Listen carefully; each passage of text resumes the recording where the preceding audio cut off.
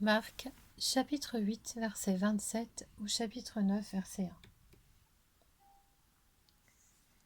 Jésus s'en alla avec ses disciples dans les villages voisins de Césarée de Philippe. Il leur posa en chemin cette question. « Qui suis-je, d'après les hommes ?» Ils répondirent « Jean-Baptiste, d'après certains, Élie, d'après d'autres, l'un des prophètes. Et d'après vous, qui suis-je » leur demanda-t-il. Pierre lui répondit « Tu es le Messie. » Jésus leur recommanda sévèrement de n'en parler à personne.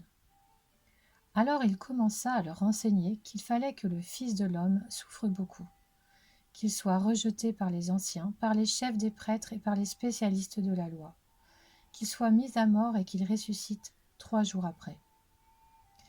Il leur disait cela ouvertement. Alors Pierre le prit à part et se mit à le reprendre.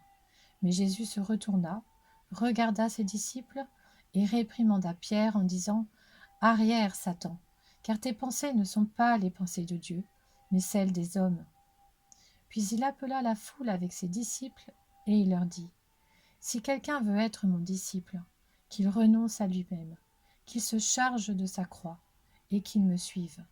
En effet, celui qui voudra sauver sa vie la perdra, mais celui qui la perdra à cause de moi et de la bonne nouvelle la sauvera. Et que servira-t-il à un homme de gagner le monde entier s'il perd son âme ? Que donnera un homme en échange de son âme ?